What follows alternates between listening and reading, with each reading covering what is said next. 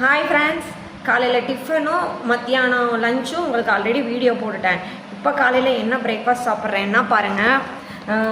பப்பாளி பழம் பாவப்பட்ட பாபாவுக்கு பப்பாளி பழம் செஞ்சதுனால அது மிச்சம் இருந்துச்சு.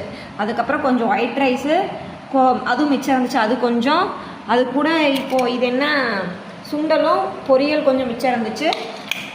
அதுக்கப்புறம் கொஞ்சம் சாம்பார், அப்புறம் கொஞ்சம் ஸ்மூத்தி, இதெல்லாம் கொஞ்சம் கொஞ்சம் மிச்சம் இருந்துச்சு ஃப்ரெண்ட்ஸ். அதனால் இதெல்லாம் நான் இப்போ சாப்பிட போகிறேன். ஏன்னா அங்கே நேற்று நேற்று உட்காந்த இடத்துல ஏன் சாப்பிட்லன்னு பார்த்தோம்னா, அந்த இடத்துல இன்றைக்கி துணி போட்டிருக்கேன், இன்னும் துணி மடிக்கலை.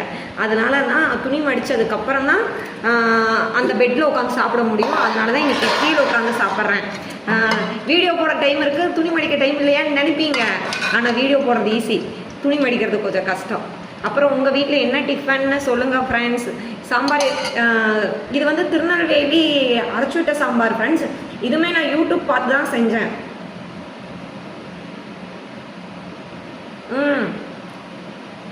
நல்லா இருக்கு ஃப்ரெண்ட்ஸ், நல்லா இருக்கு, சூப்பராக இருக்கு சாம்பார், நல்லா இருக்கு.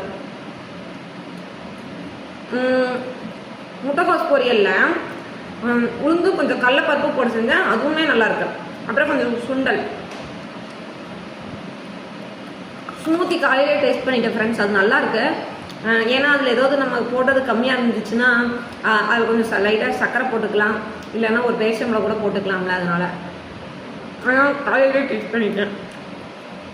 வாங்க ஃப்ரெண்ட்ஸ் சாப்பிட்லாம். நீங்கள் என்ன சாப்பிட்டீங்க மறக்காமல் கமெண்ட் பண்ணுங்கள், லைக் பண்ணுங்கள், சப்ஸ்கிரைப் பண்ணுங்கள். அப்புறம் இன்னும் ஏதாவது சொல்லுவாங்கன்னா அதெல்லாம் பண்ணிடுங்க. Bye friends.